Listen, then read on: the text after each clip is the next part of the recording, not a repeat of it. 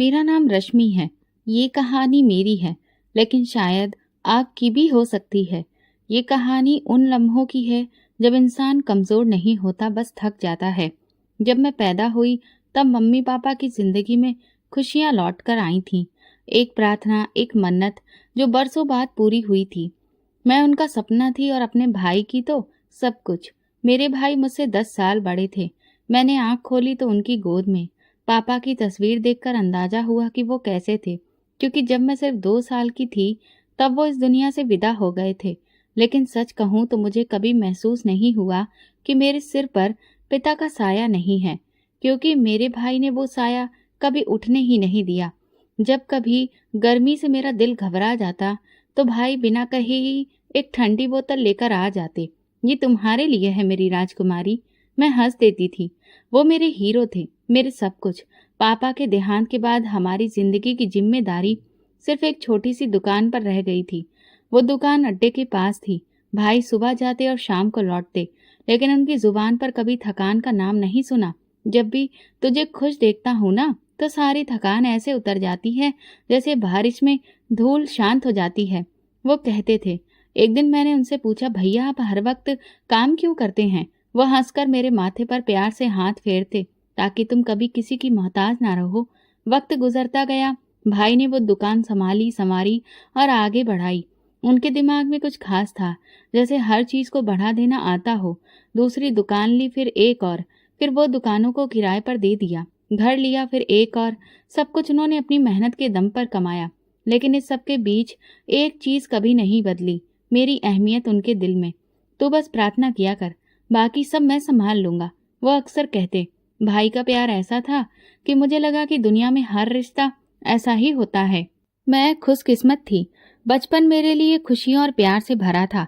जब मैं कभी पड़ोस की लड़की को अपनी माँ के साथ बाजार जाते देखती और खुद भाई का हाथ थाम कर जाती तो मुझे फक्र होता। ये मेरा भाई है, सबसे अच्छा, मैं चहक कर कहती और वो प्यार से कहते, ये मेरी रानी बेटी है। अम्मा भी भाई को जानती थी और मैं भी। हम तीनों एक दूसरे की दुनिया थे। माँ कहती, अगर तेरा भाई नहीं होता तो ना जाने हम कहाँ होते। मैं उनके गले लग जाती। कभी कभी जब मैं भाई को छत पर अकेले बैठे देखती, कुछ हिसाब किताब करते हुए, तो जाकर उनकी गोद में बैठ जाती। क्या कर रहे हो? सोच रहा हूँ कि तुम्हारे लिए कुछ बनवा दूं। आप तो सब कुछ ही दे चुके हैं, अभी बहुत कुछ देना बाकी है। ये वादे, ये यादें आज भी सांस लेती हैं मेरे अंदर। फिर वो एक शाम थी जब भाई घर आया था। माँ ने कहा, बहुत मेहनत कर ली है तूने, अब कुछ खुद के बारे में भी सोच। भाई बोले, लेकिन माँ, रश्मि के लिए जो सपने देखे हैं पहले वो पूरे करने हैं। मैं सब कुछ चुपचाप सुन रही थी, आंखें भर आई थी, लेकिन कुछ कहा नहीं। मुझे नहीं पता था कि ये लम्हे कितने कीमती हैं, क्योंकि उस वक्त मुझे खोना सीखना नहीं आया था। भाई के चेहरे पर जब पहली बार वो शर्मीली मुस्कान देखी, तब समझ आया शायद वो अब थक गए हैं अकेले चलते चलते। माँ ने मेरा हाथ पकड़ा, जैसे कह रही हो, अब हमारा बेटा भी अपना घर बसा रहा है। मैं चुप थी, कुछ अजीब सा महसूस कर रही थी। भाभी का रिश्ता हमारे ही एक रिश्तेदार की तरफ से आया था और काफी लोग हमारे परिवार में उन्हें अच्छे से जानते थे। भाभी का नाम रीमा था। उन्हें मैंने कई बार हमारे फैमिली फंक्शंस में देखा था। साफ सुथरी, थोड़ी शर्मीली थी, लेकिन मुझे अच्छी लगती थी। और फिर शादी की तारीख तय हो गई। घर में खुशी की रौनक थी। किचन में माँ और बुआ सुबह से शाम तक व्यस्त रहती। बाहर भाई काम पर जाते, लेकिन वापसी पर शादी के हर इंतजाम में कुछ न कुछ शामिल होता। रश्मि, नीले रंग की ड्रेस लाया हूँ तुम्हारे लिए, शादी वाले दिन यही पहनना, भाई ने कहा। ड्रेस सुंदर थी, नगीनों से सजी हुई। भाई का प्यार दिल से महसूस होता था। शादी का दिन आया तो सारा मोहल्ला रोशन हो गया। भाई के माथे पर पसीना जरूर था, लेकिन चेहरे पर सुकून भी था। जब भाभी घर आई तो सबने उनका स्वागत किया। मैं थोड़ा पीछे खड़ी थी। भाभी ने आते ही मुझे देखा और कहा, तुम रश्मि हो ना? मैंने मुस्कुराकर हाँ में सर हिलाया। तुम सच में बहुत प्यारी हो। सालों से तुम्हारे बारे में सुनती आ रही हूँ। शादी के कुछ दिन गुजरे, भाभी मुझे हर वक्त अपने साथ रखती। कभी बालों में तेल लगा देती तो कभी साथ बैठकर हंसती बोलती। एक दिन हम दोनों छत पर बैठी थी। मैंने पूछा, आपको भाई कैसे लगे? वह हंसकर बोली, जैसे सोने जैसा दिल हो, बस कभी कभी बहुत चुप हो जाते हैं, कुछ बताते नहीं। मैंने कहा, बस आप उनके चुप रहने में ही प्यार ढूंढ लेना। भाभी ने घर को भी बहुत खूबसूरती से संवारा, पर्दे बदले, बर्तन जमाए, किचन में नई चीजें लाई। एक दिन रीमा ने कहा, घर में रौनक बढ़ा दी है। और वाकई हर कोने में कुछ सादगी सी महसूस होती थी। भाई ने अपने काम में और ज्यादा तेजी डाल दी थी। नई दुकान, कुछ किराएदारों के लिए जगह। जब वो रात को वापस आते तो भाभी उनके लिए खास खाना बनाती, कभी मटर पनीर, कभी पुलाव। मैं और भाभी अक्सर मिलकर खाना पकाते। पूरा वक्त हंसी मजाक में गुजर जाता। वो कहती, तुमने अभी तक टमाटर काटने का सही तरीका नहीं सीखा। और मैं कहती, आपने भी अभी तक चोरी पकड़ने की कोशिश ठीक से नहीं की। ये कहते हुए हम दोनों हंस देते। किचन में ठहाके, गपशप सब होता। भाई अक्सर कमरे में आकर मुझसे पूछते, रश्मि आज क्या सीखा? मैं कहती, भाभी से नई तरह की सब्जियां बनाना सीख रही हूँ। वो खुश हो जाते, अच्छी बात है, लेकिन किताबें पढ़ना नहीं छोड़ना। मैं कहती, कभी नहीं। भाभी ने भी मेरी पढ़ाई में दिलचस्पी दिखाई। एक दिन वो मेरे साथ बैठकर मेरी कॉपी चेक कर रही थी। लिखने का तरीका अच्छा है तुम्हारा, अगर चाहो तो बहुत आगे जा सकती हो। मैंने हंसकर कहा, आपकी तारीफ मुझे पसंद आई। ये सब दिन मेरे दिल के सबसे साफ कोने में महफूज हैं। एक दिन हम सब बाहर गए। भाई ने शहर के बड़े मार्केट से मेरे लिए एक नया बैग खरीदा। यूनिवर्सिटी में काम आएगा, उन्होंने कहा। भाभी ने मुझे झुमके दिलाए, ये रख लो, तुम पर बहुत अच्छे लगेंगे। माँ को ये सब देखकर सुकून आता था। वो अक्सर कहती, मेरी बेटी की किस्मत अच्छी है, जो भाई भी ऐसा मिला और भाभी भी ऐसी है। कभी रात को जब बिजली चली जाती तो हम तीनों आंगन में बैठते। भाई मच्छर मारने वाली अगरबत्ती जलाते और मैं और भाभी चांद को देखकर कहानी सुनाते। चांद के चेहरे में तुम्हें क्या दिखता है? मैंने कहा। माँ कहती थी कि बूढ़ी दादी का चेहरा है जो हमें देख रही हैं। भाभी चुप हो जाती। उन दिनों में कुछ भी ऐसा नहीं था जिसे बदलने की इच्छा हो। हर चीज अपनी जगह पर, अपने वक्त पर, अपनी खुशबू में मौजूद थी। भाभी की हर व्यवस्था के बावजूद उनकी आंखें हमेशा मुझे ढूंढती थीं। भाभी के कामों में मेरी मदद और मौजूदगी सबको खुश रखने के लिए थी, और मैं सिर्फ ये सोचती कि ये सब हमेशा इसी तरह से रहेगा। मुझे क्या खबर थी कि सुकून भरे घरों के दरवाजे हमेशा खुले नहीं रहते। कुछ सन्नाटे अंदर आने के लिए मौका ढूंढते हैं। लेकिन ये सोचना उस वक्त मुमकिन नहीं था, क्योंकि उस लम्हे में हमारी दुनिया पूरी थी। उसी दिन माँ पुराने कपड़ों को कुछ ठीक कर रही थी और मैं भाभी के साथ किचन में लगी थी। भाई हमेशा की तरह सुबह उठकर दुकान के लिए निकले थे। जाने से पहले वो हमेशा की तरह थोड़ी देर माँ के पास बैठे और फिर मुझे वापस आवाज दी, रश्मि शाम को जब मैं वापस आऊंगा तो तुम्हारे लिए कुछ खास लेकर आऊंगा। मैंने हंसते हुए कहा, अब फिर से चॉकलेट मत लेकर आना, मैं बड़ी हो गई हूँ। उन्होंने पलट कर देखा। बच्चियां कभी बड़ी नहीं होती। और फिर वो चले गए। शाम होने लगी। भाभी ने बच्चों के लिए खाना तैयार कर दिया था। भाभी के 2 बच्चे थे, नमन और अजय। वो खेलते खेलते मुझे आवाज दे रहे थे, बुआ हमारे साथ बैठिए ना। मैं बाहर निकली ही थी कि तभी अचानक गेट पर शोर मचा। मोहल्ले के 2 आदमी तेजी से अंदर आए। मन घबरा गया। भाभी भी दरवाजे की ओर बढ़ी। जल्दी चलिए, आपके भाई को चोट लगी है, एक्सीडेंट हुआ है, उन्हें अस्पताल ले जाया जा रहा है। ये बात सुनते ही जैसे हर दीवार गिर गई हो। माँ की छड़ी हाथ से गिर गई। भाभी की सांस जैसे अटक गई और मेरे पैरों तले जमीन निकल गई। बस इतना बोली, चलिए, तुरंत चलिए। हम अस्पताल पहुंचे तो वार्ड में खामोशी थी। भाभी का चेहरा, मेरे कदम जैसे डगमगाने लगे थे। हर तरफ शोर था, लेकिन मेरे अंदर एक सन्नाटा फैला था। भाई का चेहरा ढका हुआ था। एक नर्स धीरे से बोली, हमने बहुत कोशिश की, लेकिन चोटें बहुत गंभीर थीं। भाभी जमीन पर बैठ गईं और माँ चीखने चिल्लाने लगी। मैं बस खड़ी रह गई। मेरे कदम जैसे जम गए थे। भाई की अर्थी अगले दिन उठी। पूरा मोहल्ला आ गया था। जिन दुकानों पर भाई रोज जाते थे वो बंद थीं। जिन बच्चों को वो चीजें दिया करते थे वे खामोश खड़े थे। मैंने भाई को आखिरी बार देखा तो दिल चाहा कि आवाज दूं, कह दूं, भाई वापस आ जाओ, मेरी बात तो सुन लो। भाई जब जा रहा था तो दरवाजे के पास बैठकर माँ ने हाथ फैलाए, मेरा बेटा वापस दे दो। कुछ ही पल बाद माँ सीने पर हाथ रखकर जमीन पर गिर पड़ी। अस्पताल ले गए मगर वो भी बच ना सकी। मैं जो कल तक माँ के पैर दबाती थी आज उनकी डेड बॉडी के साथ खड़ी थी। अब घर में सिर्फ हम रह गए थे, मैं, भाभी और 2 छोटे बच्चे। एक दिन सुबह जब मैं पूजा कर रही थी तभी मोहल्ले की 2 औरतें दरवाजे पर आईं। बड़ी चुप सी हो गई हो रश्मि, भगवान इस पर रहम करे। मैंने उनकी बातें सुनी लेकिन कोई जवाब नहीं दिया। भाभी दिन में खामोश रहती और रात को बच्चों के साथ लेट कर सिसकती थी। मैं उनके करीब जाने की कोशिश करती लेकिन वो दूर हो गई थी। नमन और अजय मेरे पास ज्यादा वक्त गुजारते थे। एक दिन वे मेरे पास आकर कहने लगे, पापा को आवाज दो, वो हमें कहानी सुनाते थे। मैंने उनके सिर पर हाथ रखते हुए कहा, अब तुम्हें मैं कहानी सुनाया करूंगी। मोहल्ले की औरतें जब भी हमें देखती तो आपस में बातें करती। अब तो यही अकेली रह गई है। अब इसका होगा क्या? देखो, अगर इसकी भाभी इसे कबूल करे तो फिर ये रह सकती है, नहीं तो पता नहीं कहाँ जाएगी। ऐसा लगता था जैसे मैं कोई बोझ बन गई हूँ, एक बेजान वजूद। लेकिन मैं खामोश रही। एक शाम जब सब कमरे में थे, भाभी ने कहा, कल से बच्चों को स्कूल छोड़ने तुम ही जाया करोगी, मुझे वक्त नहीं मिलता। मैंने सिर हिलाया। ठीक है। उस दिन के बाद मेरा रूटीन बदल गया। बच्चों को स्कूल ले जाना, घर का काम करना, भाभी के कहने पर दुकानों से हिसाब लेना, सब कुछ मेरे हिस्से में आ गया। लेकिन मैंने कभी शिकायत नहीं की। एक दिन मैं छत पर कपड़े सुखा रही थी, तभी नीचे से आवाज आई, रश्मि, ये दुकान वाले का आदमी आया है, नीचे आकर बात सुन लो। मैं नीचे आई। दुकानदार ने नमस्ते किया।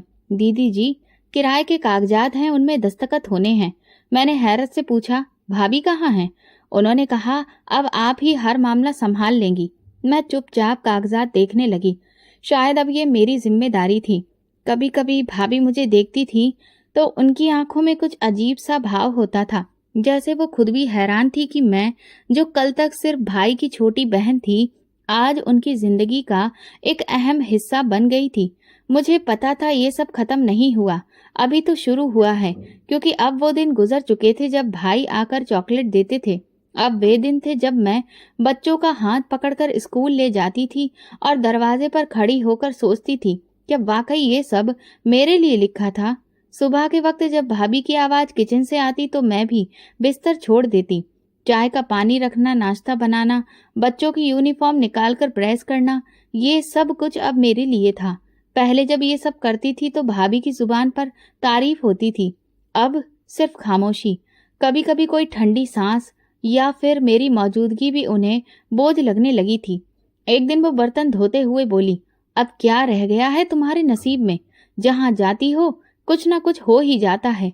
मैंने पलट कर नहीं देखा। हाथ पानी में थे, दिल किसी और दुख में। भाई के जाने के बाद उनके लहजे में जो तलखी आई थी, वो धीरे धीरे जहर बनती जा रही थी। शुरुआत में थोड़ी बहुत कड़वाहट थी, जो शायद दुख की शिद्दत थी, लेकिन अब हर बात में तंज छुपा होता। तुम जब आई थी इस घर में, तब से ही सुकून नहीं रहा है।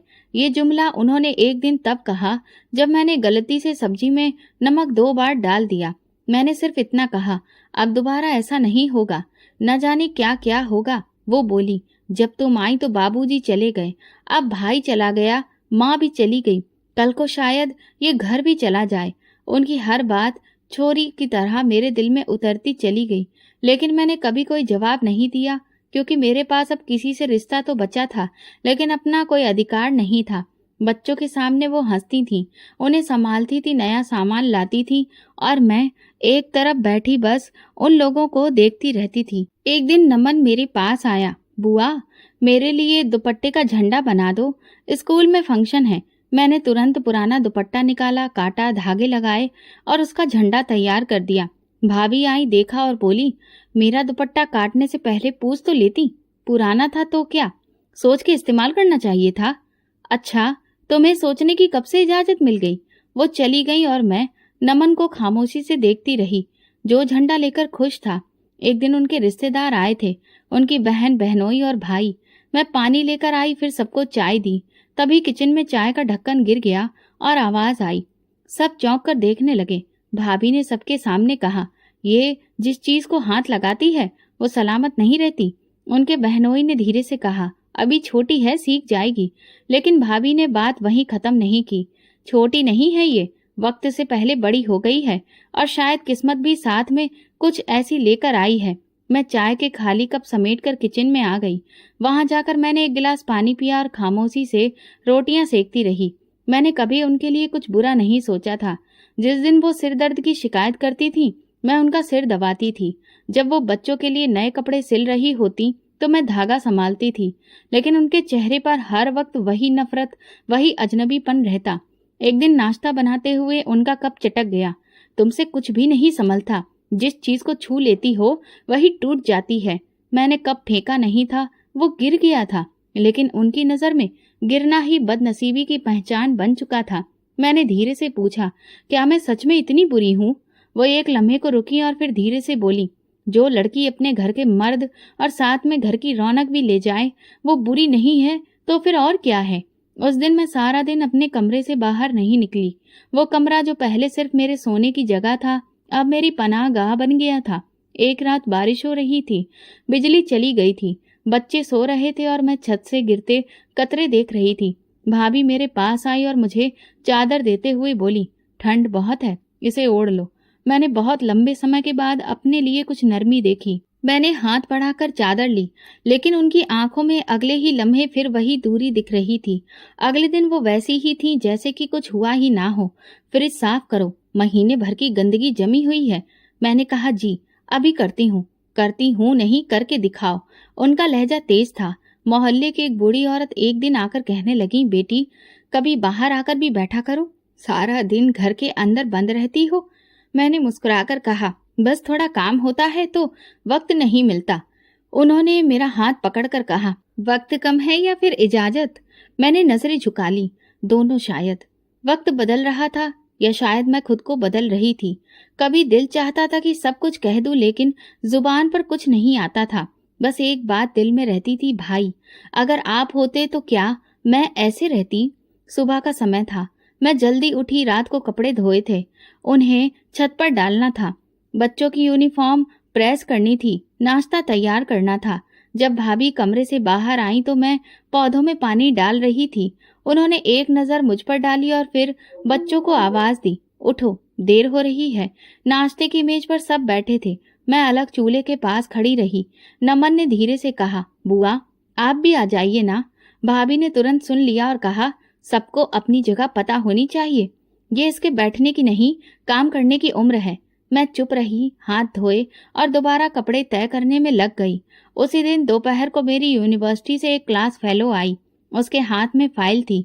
रश्मि की फीस 2 महीने से जमा नहीं हुई है, वो क्लासेस भी मिस कर रही है, सब ठीक तो है? मैं जल्दी से बाहर निकली। इससे पहले कि मैं कुछ कहती, भाभी ने दरवाजे से ही फाइल उसके हाथ से ले ली और कहा, अब ये यूनिवर्सिटी नहीं जाएगी, घर के काम बहुत हैं, पढ़ लिख कर करना क्या है? मेरी सहेली ने मुझे देखा, जैसे कुछ कहना चाह रही हो, फिर चुप हो गई। उसके जाते ही मैंने हिम्मत करके कहा, बस अगला साल पूरा हो जाए, फिर मैं खुद कोई काम कर लूंगी। भाभी ने मेरी बात काट दी, हमें किसी सरकारी नौकरी वाली लड़की की जरूरत नहीं है, तुम घर संभालो, बस इतना ही काफी है। शाम को मैं अपने कमरे में बैठी यूनिवर्सिटी का बैग देख रही थी। अंदर से पेन निकाला, एक पुरानी नोटबुक निकाली और फिर बैग बंद करके वापस रख दिया। अगले दिन जब मैं किचन साफ कर रही थी तो भाभी पीछे आ गई। चीनी का डिब्बा कहाँ रखा है? मैंने दिखाया, यहाँ भूल गई थी, कल धोने के बाद इधर रख दिया था। उन्होंने एक नजर घूर कर कहा, यही भूल तो सारी जिंदगी को बर्बाद कर देती है। रात को मेहमान आए थे, मौसी और उनकी बेटी। मैंने चाय नाश्ता बिस्किट सब कुछ दिया। जब मैं किचन में प्लेटें धो रही थी तब मौसी की बेटी ने जोर से आवाज दी, चीनी कम थी चाय में, शायद बनाने वाली को स्वाद ही नहीं पता। भाभी ने हंसते हुए कहा, अब उसके नसीब में स्वाद है ही कहाँ, किस्मत भी फीकी और चाय भी फीकी। मौसी ने भी कुछ नहीं कहा। कुछ दिनों बाद नमन का बिस्तर गीला हो गया। भाभी ने कपड़े मेरे आगे फेंकते हुए कहा, कपड़े धो देना और बच्चे को भी देखना है, अब तुम ही संभालो सब। मैंने कपड़े समेटे, बाल्टी रखी और कपड़े रगड़ने लगी। हथेलियां जलने लगी थीं, लेकिन कोई भी देखने नहीं आया। उसी दिन खाने में भाभी ने पनीर बनाया, बच्चों को बड़े प्यार से प्लेट में निकाल कर दिया। मैं किचन में बर्तन धो रही थी। जब बच्चे खाना खा चुके थे तो थोड़ी सी बची रोटी और आखिरी बचा हुआ रस मुझे पकड़ा दिया। यही काफी है तेरे लिए, ज्यादा की आदत नहीं होनी चाहिए। एक रात जब सब सो रहे थे, मैं दाल छान कर रख रही थी, तभी बच्चों की अलमारी से कुछ गिरने की आवाज आई। मैं भाग कर गई, नमन का खिलौना गिर गया था। मैंने धीरे से उठाकर रखा, तभी भाभी दरवाजे पर आ गई। क्या कर रही हो उनके कमरे में? बस वो चीज गिर गई थी, तुम्हारे हाथ लगने से चीजें गिरती हैं। मैं खामोश रही, कमरे से निकली और अपने बिस्तर पर आकर बैठ गई। फिर वो दिन आया जो शायद मैं कभी भूल नहीं सकूंगी। भाभी की कुछ सहेलियां खाने पर आई थीं। मैं सुबह से खाना बना रही थी। सब्जी, चावल, पकौड़ियाँ, पुलाव सब तैयार किया। बर्तन संभालते संभालते एक प्लेट मेरे हाथ से गिरकर टूट गई। बस वही पल काफी था। भाभी ने सबके सामने आकर मेरा बाजू पकड़ लिया। क्या कहा था मैंने? चीजें संभालना सीख लो। मैंने सिर झुकाकर कहा, माफ कर दीजिए, गलती हो गई। उनकी एक सहेली बोली, अरे ये तो बच्ची है, छोड़ दो। भाभी का चेहरा गुस्से से लाल हो चुका था। बच्ची? ये बस हमारे लिए एक बोझ है। और अगले ही पल उनके हाथ मेरे चेहरे पर पड़ा और एक जोरदार थप्पड़। मेहमानों के सामने सब कुछ जैसे थम गया। मैंने खुद को संभाला और बर्तनों के पास बैठ गई। आंखों से आंसू बहने लगे, मगर आवाज नहीं निकली। रात को जब सब लोग जा चुके थे, मैंने कुछ भी नहीं खाया। बस अपने कमरे में जाकर दरवाजा बंद कर लिया और अंधेरे में लेट गई। वो थप्पड़ शरीर पर नहीं, आत्मा पर लगा था। रात का आखिरी पहर था। खामोशी इतनी गहरी कि सांस की आवाज भी गूंजती हुई महसूस हो रही थी। कमरे में हल्की सी रोशनी थी, कोने में रखे छोटे से चिराग की। मैं भगवान के आगे हाथ जोड़कर बैठ गई। हे भगवान, मैं कुछ भी नहीं जानती, लेकिन तुम तो सब जानते हो। रोज रात यही होता था। सब सो जाते, मैं उठ जाती, भगवान से प्रार्थना करती, चुपके से खिड़की खोलती, ठंडी हवा में सांस लेती। जो बात किसी से नहीं कह सकती थी, वो भगवान से कहती। मैंने कभी किसी का हक नहीं मारा, ना किसी से बदतमीजी की, ना किसी को बद्दुआ दी। फिर भी मेरे नसीब में सुकून क्यों नहीं है? फिर खुद को समझाती, मैं कोई शिकायत नहीं करूंगी, तुम तो बेहतर जानते हो। कभी कभी बच्चों की हंसी बाहर से आती तो मैं भगवान से प्रार्थना करती, हे भगवान, नमन पढ़ाई में अच्छा करे, अजय हमेशा खुश रहे, भाभी को सब्र दो और मुझे हिम्मत। दिन भर का वक्त बदलता नहीं था। सुबह होते ही वही बर्तन, वही कपड़े, वही भाभी की आवाज, वही काम करना। लेकिन अब मेरे दिल में एक छोटा सा चैर था जो किसी को दिखाई नहीं देता था। एक सुबह मैं बैठकर पूजा कर रही थी, तभी भाभी आई और बोली, क्या अब ये भी दिखावा बन गया है या काम से बचने का तरीका है? मैंने नजर उठाई, लेकिन कुछ बोली नहीं। दिल में सिर्फ इतना कहा, हे भगवान, तुम ही जानते हो कि मैं दिखावा कर रही हूँ या नहीं। एक दिन मैं किचन में आटा गूंथ रही थी। गर्मी इतनी ज्यादा थी कि पसीना आंखों में जा रहा था। अचानक किचन के दरवाजे से आवाज आई, ये क्यों नहीं समझती कि तुझे बस यहाँ काम के लिए ही रखा है, ये सब हम संभाल लेंगे। मैंने अपने हाथ नहीं रोके, बस भगवान का नाम लेती रही। घर में मेहमान आने वाले थे। भाभी ने खास खाने का इंतजाम किया था। मैंने दिन भर प्याज काटे, छोले भटूरे बनाने का काम संभाला। जब सब लोग आकर खा चुके तो मैं बर्तन समेटने लगी। भाभी के हाथ में थोड़ी सब्जी बची थी, उन्होंने उसे फ्रिज में रख दिया। मैंने धीरे से पूछा, क्या इसमें से थोड़ी सी खा लूं? उन्होंने टेढ़ी नजरों से देखा और बोली, तुम तो भगवान के लिए बहुत व्रत रखती हो ना, फिर खाने से कैसा रिश्ता? मैं चुप रही। शाम को वही थोड़ी सी दाल और बासी रोटी पानी में डुबोकर खाई। दिल में प्रार्थना की, हे भगवान, इनके दिल में थोड़ी नरमी डाल दो, मुझे और कुछ नहीं चाहिए, सिर्फ थोड़ा सा प्यार दे दो। फिर एक दिन जब बारिश हो रही थी, मैं छत से गिरते पानी को देख रही थी। भाभी ने कहा, निचली मंजिल पर सफाई कर दो, पानी आ रहा है। मैं नंगे पांव सीढ़ियां उतरकर फर्श साफ करने लगी, हाथों से पानी हटाते हुए बार बार कहती, तुम देख रहे हो ना भगवान, मुझे कुछ नहीं चाहिए, बस भाभी को थोड़ी सद्बुद्धि दे दो। माँ दुर्गा के दिन चल रहे थे। मैंने व्रत रखा, लेकिन भाभी को इस बारे में कुछ नहीं बताया। चुपचाप काम करती और बाकी सबके लिए खाना तैयार करती, फिर एक तरफ बैठ जाती। एक दिन मैंने सपना देखा। भाई सामने खड़ा था, हंस रहा था, कह रहा था, रश्मि सब्र करो, सब ठीक हो जाएगा। सुबह उठी तो दिल में कुछ सुकून था, जैसे भगवान ने खुद आकर तसल्ली दी हो। तब से हर रात यही कहती, भगवान तुम मेरे गवाह हो और तुम्हारी गवाही मेरे लिए काफी है। सुबह का वक्त था और हमें कन्या भोज के लिए मंदिर जाना था। मैं पूजा के बाद किचन में आई। मेरा व्रत था और दिल भी सुकून से भरा हुआ था। घर पूरा शांत था। भाभी भी खाना बनाने की तैयारी करने आ गई थी।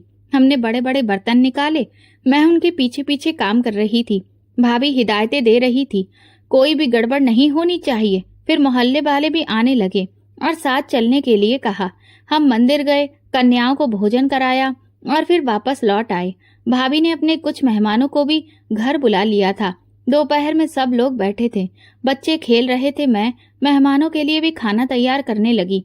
वक्त गुजरता जा रहा था, लेकिन मुझे खुद कुछ खाने का समय नहीं मिल रहा था। भूख से ज्यादा अब धुआं महसूस हो रहा था। मैं खामोशी से इंतजार कर रही थी कि कब ये सब निपटे और मैं भी कुछ खा लूं। कुछ देर बाद जब भाभी किचन में आई, मैंने उनसे कहा, मैं सुबह से कुछ नहीं खाई हूँ, क्या मैं कुछ खाकर अपना व्रत खोल लूं? भाभी ने चौंक कर मेरी तरफ देखा, जैसे मैंने कोई बहुत बड़ी गलती कर दी हो। अभी तक मेहमानों ने कुछ भी नहीं खाया है और तुम्हारी नजर खाने पर लग गई है। ये सारा खाना तुम्हारे लिए नहीं बना है, समझी?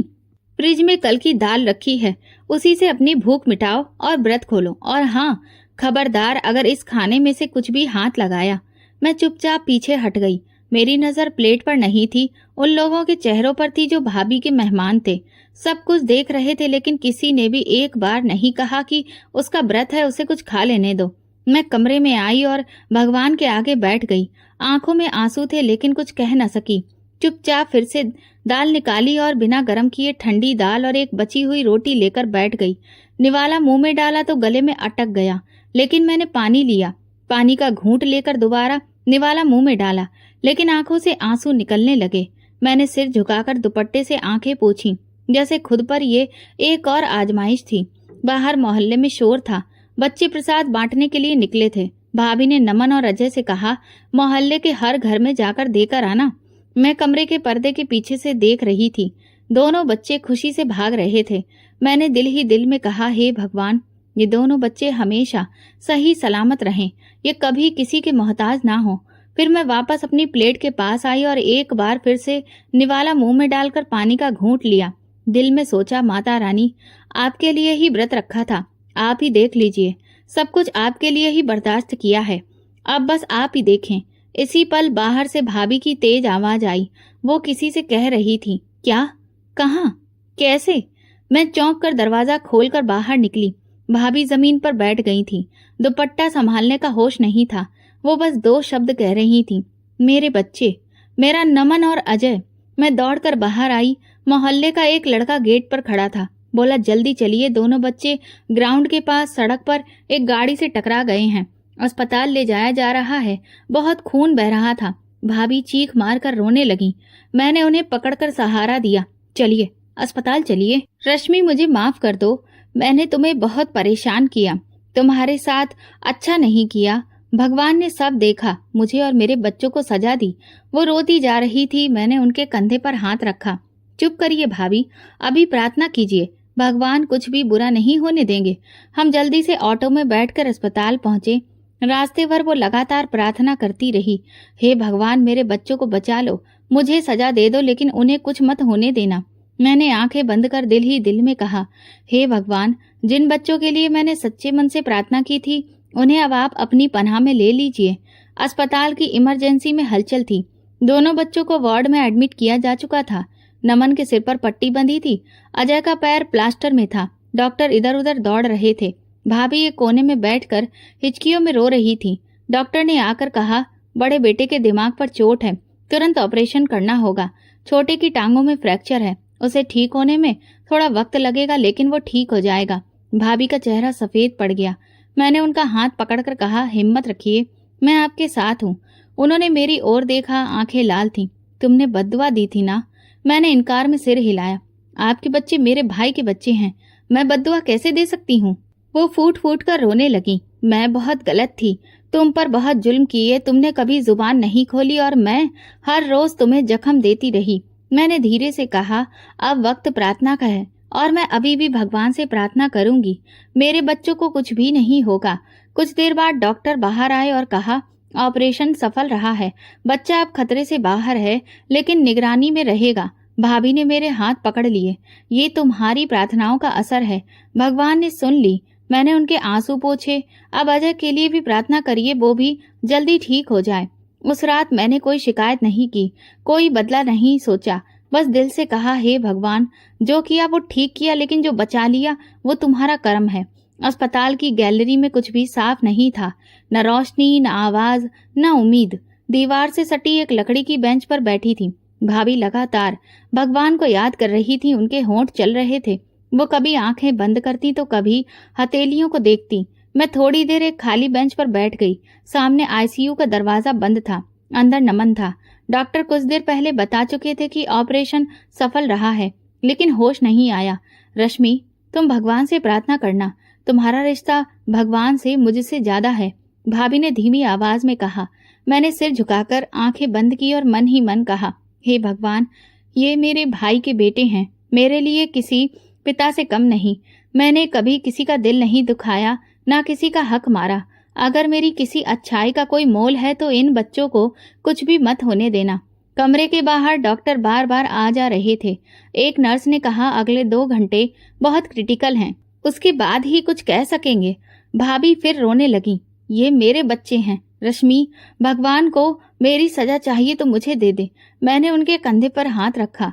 भगवान सबकी सुनते हैं, आपकी भी सुनेंगे, बस हमें लगातार प्रार्थना करते रहना है। अजय का इलाज भी चल रहा था। अब उसके पैरों पर प्लास्टर चढ़ चुका था। वो हल्की बेहोशी की हालत में था। मैं उसके पास गई, उसके सिर पर हाथ फेरा और फिर अस्पताल के मंदिर के पास जाकर बैठ गई। हे भगवान, तुमने मेरे भाई को ले लिया, माँ को ले लिया। मैं कुछ नहीं बोली, लेकिन इन बच्चों को मत लेना। अगर मेरी जिंदगी का कोई अच्छा कर्म है तो वो सब इनके नाम कर देना। रात के 3 बजे डॉक्टर बाहर आए। बच्चा होश में आ गया है, लेकिन बहुत कमजोर है। 2 दिन निगरानी में रखना होगा। भाभी ने मेरी तरफ देखा। तुमने प्रार्थना मांगी थी ना, भगवान ने सुनी। मैंने कोई जवाब नहीं दिया, बस सिर झुकाकर बैठ गई। अगली सुबह अजय की तबीयत में थोड़ा सुधार हुआ। नर्स ने बताया कि वो आंखें खोलता है और कभी कभी हाथ भी हिलाता है। मैं उसके पास गई। तुम बहुत बहादुर हो, भाभी बच्चों के बिस्तर के पास बैठकर बोली। मैं तुमसे नजरें नहीं मिला सकती रश्मि, मैंने तुम्हें बहुत तकलीफ दी और तुमने मेरे बच्चों के लिए सहारा दिया। मैंने उनके हाथ थाम लिए। बस प्रार्थना कीजिए कि ये बच्चे ठीक हो जाएं, ये काफी है। अस्पताल के चौथे दिन नमन ने साफ आवाज में कहा, पानी। मैंने तुरंत गिलास बढ़ाया, उसके माथे पर हाथ रखा। मेरे बच्चे, तुम तो मेरी जान हो। भाभी ने ये नजारा देखा तो उनकी आंखों में आंसू आ गए। हे भगवान, तेरा लाख लाख शुक्र है, तूने हमारी सुन ली। उसी शाम अजय ने भी अपनी माँ को पहचान लिया। कुछ हफ्ते लगेंगे उन्हें पूरी तरह ठीक होने में, लेकिन अब दोनों बच्चे खतरे से बाहर थे। रात को मैं अस्पताल के मंदिर गई और प्रार्थना करने से पहले भगवान को धन्यवाद कहा। तुम्हारा दिल बहुत बड़ा है भगवान, तुम बिना आवाज की सिसकियां भी सुन लेते हो। तुम हर उस दिल की गवाही हो जो तुम्हारे सिवा किसी से कुछ भी नहीं मांगता। अस्पताल की राहदारी में पहली बार हल्की सी मुस्कुराहट थी। डॉक्टर ने आकर जानकारी दी, अब सब कुछ ठीक है, हालत भी स्थिर है। थोड़ी फिजियोथेरेपी और आराम के बाद इन्हें घर भेजा जा सकता है। भाभी ने डॉक्टर के शब्द सुने तो सिर झुका लिया और दोनों हाथों से मुंह ढक लिया और दीवार से लगकर बैठ गईं। मैं उनके पास जाकर नरमी से बोली, ये भगवान का रहम है, बस अब उनका ख्याल रखना है। उन्होंने मेरा हाथ पकड़कर जोर से दबाया। मैं तुम्हें क्या कहूँ रश्मि, अगर तुम होती ना तो शायद मुझे कभी माफ ना करती। मैंने उनकी बात काट कर कहा, बातें बाद में, बच्चों को सुकून में देखना सबसे ज्यादा जरूरी है। 2 दिन और गुजरे। नमन अब चलने की कोशिश कर रहा था। अजय के चेहरे पर भी मुस्कुराहट वापस आ गई थी। अस्पताल का स्टाफ भी हैरान था कि ये बच्चे इतनी जल्दी रिकवर कर रहे हैं। उनके पास रहने वाली लड़की शायद लगातार उन्हें हिम्मत दे रही है। भाभी अक्सर खामोश रहती। जो चेहरा पहले हर वक्त सख्ती से भरा होता था, अब शर्मिंदगी में झुका रहता था। एक दिन मैं अजय को चम्मच से सूप पिला रही थी कि वो आकर धीरे से बोली, आज अगर कुछ खाने का दिल करे तो साथ बैठकर खा लेना, मैं बनाऊंगी। मैंने सिर्फ सिर हिला दिया। 5वें दिन डॉक्टर ने बच्चों को डिस्चार्ज कर दिया। जब हम सब वापस घर आए तो मोहल्ले वालों की नजरें गेट पर थीं। कई लोग फिर मिलने आए। मोहल्ले की बुजुर्ग औरत, जिन्हें सब लोग दादी अम्मा कहते थे, वो आकर बोली, बेटी, हम सबने प्रार्थना की थी, लेकिन असली प्रार्थना तो तुम्हारी थी, जिसे भगवान ने सुना। भाभी ने तब कुछ नहीं कहा, लेकिन शाम को जब मोहल्ले वाले बच्चों को देखने के लिए जमा हुए तो वो एकदम खामोश हो गईं। पानी का गिलास लेकर सबको दे रही थी कि तभी भाभी उठी और बोली, एक बात कहनी है सबके सामने। मुझे हैरत हुई, सबकी नजरें उन पर थीं। उन्होंने मेरे पास आकर कहा, ये जो बच्ची है ना, ये मेरी ननद नहीं, मेरी बेटी है। सब खामोश हो गए। मैंने इसे बहुत परेशान किया। मैंने इसे सिर्फ नौकरानी की तरह समझा, हालांकि इसने हमेशा मेरे बच्चों को अपनी जान से बढ़कर चाहा। भाभी की आवाज रुंध गई थी। मैंने इसे व्रत में भी खाना खाने से रोका, जुबान से भी जख्मी किया, प्यार नहीं दिया। लेकिन जब मेरे अपने बच्चे जिंदगी और मौत की दहलीज पर थे तो यही लड़की मेरे लिए भगवान से लड़ती रही, प्रार्थना करती रही। मोहल्ले की औरतों ने सिर हिलाया। कुछ की आंखों में नमी आ गई। भाभी ने मेरी तरफ देखा। मैं आज सबके सामने ये ऐलान करती हूँ कि मैंने अपनी बेटी को पहचानने में देर की। अब ये मेरे साथ रहेगी, माँ की तरह। मेरे हाथ में जो गिलास था वो कांप गया। मैंने एक नजर उनकी तरफ देखा। उनकी आंखों में कुछ सच्चा था, शायद पहली बार। माफ कर दो रश्मि, मैंने बहुत देर कर दी। मैंने धीरे से कहा, जब आपको भगवान ने माफ कर दिया तो फिर मैं कौन हूँ इनकार करने वाली। मोहल्ले की औरतों में से किसी ने कहा, बेटा तुम वाकई सब्र की तस्वीर हो। अब वक्त है खुशियों की तरफ देखने का। भाभी ने भी मेरे सिर पर हाथ रख दिया। अब तो बस मेरी बेटी है और वो मेरे साथ रहेगी, ऐसे ही माँ की छांव में। मैंने पहली बार उनके गले लगकर आंसू बहाए।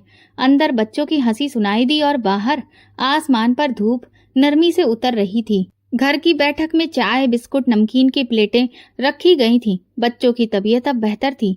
चेहरे पर रंग वापस आ चुके थे। मोहल्ले की औरतें हाल पूछ रही थीं और आशीर्वाद दे रही थीं। भाभी कहने लगी, मैं अगर चाहूं भी तो तुम्हारे एहसानों को कभी चुका नहीं सकती। मैंने जो किया वो मुझे याद है, लेकिन तुमने जो किया वो भगवान के यहाँ लिखा गया। अब तुम मेरे साथ बैठोगी, खाओगी, सजोगी, सब कुछ करोगी, पूरी तरह से मेरी बेटी जैसी रहोगी। मोहल्ले की औरतों ने एक दूसरे की तरफ देखा। किसी ने धीरे से कहा, ऐसा तो हमने कभी देखा ही नहीं। मैंने धीरे से भाभी की तरफ देखा। मैंने आपको माफ कर दिया था जब आपने पहली बार मेरे सिर पर हाथ रखा था। बस मैंने कभी चाहा नहीं कि दिल का बोझ जुबान पर लाऊं। उन्होंने मेरे माथे पर हाथ फेरा। बेटियां दिल की बात समझती हैं, वो शब्दों की मोहताज नहीं होती। इसी वक्त अजय और नमन दौड़कर मेरे पास आए। माँ कहती हैं, आप हमारे साथ ही बैठा करिए। सच में? मैंने उन्हें गले लगा लिया। हाँ, अब मैं कहीं नहीं जाऊंगी, हमेशा तुम्हारे साथ रहूंगी। रात को जब मैं अपने कमरे में बैठी तो एक अजीब सा सुकून था। हे भगवान, तुम्हारा बहुत शुक्रिया। तुमने दुख दिए, सब्र भी दिया। तुमने ही सब कुछ बदल दिया। दरवाजा खुला, भाभी आई, एक ड्रेस हाथ में पकड़े हुए। ये कल पहन लेना, हम तुम्हारे लिए रिश्ता देख रहे हैं। अब तुम्हारी जिंदगी की नई शुरुआत होनी चाहिए। मैंने वो ड्रेस ली, आंखें थोड़ी नम हो गईं। रिश्ता? हाँ, बेटियों की शादियां तो माँ का मन ही करता है। अब तो मेरी जिम्मेदारी हो रश्मि। कमरे की अलमारी खुली थी। भाभी अपने हाथों से लाल रंग का जोड़ा निकाल रही थी, जिस पर बारीक काम किया गया था। कमरे में हल्की सी खुशबू फैली थी। मैं शीशे के सामने बैठी बालों में कंघी कर रही थी। कुछ देर बाद भाभी ने कहा, ये पहनकर तुम बिल्कुल दुल्हन जैसी लगोगी, मेरी बेटी जैसी दुल्हन। मैंने उस जोड़े को छूकर देखा जो बहुत नरम लगा, जैसे कई सालों का सब्र, आंसू, प्रार्थनाएं, खुशी उसमें लिपटी हुई हो। शादी के घर में मेहमान आ जा रहे थे। आंगन में गुलाब की पत्तियां बिखरी थीं। नमन और अजय कमरे में आए, हाथों में चूड़ियां लिए। बुआ, ये आपके लिए हैं। मैंने उनसे चूड़ियां ली। ये तो बिल्कुल वैसी हैं जैसी माँ पहनती थी। भाभी ने मुस्कुराकर कहा, हाँ, माँ की ही पसंद की हैं, अब तुम्हारी भी। कई साल गुजर चुके थे, लेकिन आज पहली बार मुझे लगा जैसे सब कुछ पूरा हो गया है। वो कमरा जो खामोशी से भरा होता था, आज वहां बातें थीं, रंग थे और मान सम्मान था। भाभी ने मेरे बाल संवारने शुरू किए। याद है जब तुमने छुपकर रोटी में दाल रख दी थी? मैं हल्की सी मुस्कुराहट के साथ बोली, याद है। और याद है जब आपने कहा था कि फ्रिज में दाल पड़ी है? वो थोड़ी देर चुप रही, फिर नजरें झुकाकर बोली, आज भी मैंने तेरी पसंद का ही खाना बनाया है और आज तुझे कोई रोकेगा नहीं, बल्कि आज तो मैं तुझे अपने हाथों से खिलाऊंगी। मैंने कहा, सच में? हाँ, मैंने तो जैसे अपनी इंसानियत ही खो दी थी। असली इंसानियत तो होती है दिल से किसी का भला चाहना, किसी का दुख छुपा लेना। मैंने सिर झुकाकर कहा, फिर तो मैंने इंसानियत का फर्ज निभाना सीख लिया। शाम को जब मोहल्ले वाले जमा हुए तो घर जगमगा रहा था। औरतें बधाई दे रही थी और बच्चे खेल रहे थे। सब तरफ धूमधाम थी। मैं एक तरफ बैठकर सब देख रही थी। यहाँ हर वो चेहरा मौजूद था जो मेरे बरसों के सब्र का गवाह था। एक औरत मेरे पास आकर बोली, बेटी, तुमने जो सहा उस पर भगवान भी राजी होगा, और देखो कैसा नसीब दिया है तुम्हें। मैंने नरमी से जवाब दिया, भगवान ने मुझे सब्र का फल दिया है और उसके साथ में माँ को भी दे दिया है। बस अब मेरी एक ही प्रार्थना है कि जो तुम्हारे लिए कभी माँ की कमी ना हो और तुम किसी और के लिए वो बनो जो तुम मेरे लिए बनी। विदाई से पहले कमरे में भाभी मेरे पास आईं और उन्होंने मुझे दुपट्टा उड़ाते हुए कहा, ये तुम्हारे सिर का साया है और मेरे लिए तुम्हारी अच्छी जिंदगी की प्रार्थना मेरे दिल से, मेरी आंखों से निकली है। तुम जहाँ रहो बस खुश रहो और हमेशा अपना दिल साफ रखना। मैंने सबको एक एक करके देखा, वो सब जिन्होंने मुझे कभी खामोशी से देखा था, और वो भी जो आज मुझे दिल से आशीर्वाद दे रहे थे। एक पल दरवाजे के पास जाकर मैं रुकी और सबसे कहा, ये मेरी कहानी है और मेरे दिल से प्रार्थना है कि जो मेरे साथ हुआ वो कभी किसी रश्मि के साथ ना हो। सच्ची नीयत, सब्र और प्रार्थना कभी बेकार नहीं जाती। तो दोस्तों, अगर आपको हमारी कहानी पसंद आई हो तो कमेंट करके ज़रूर बताएं। वीडियो को लाइक करें और ज़्यादा से ज़्यादा शेयर करें। अगर आप चैनल पर नए हैं तो सब्सक्राइब जरूर करें और नोटिफिकेशन बेल दबाएं ताकि अगली अपडेट सबसे पहले आपको मिले। धन्यवाद।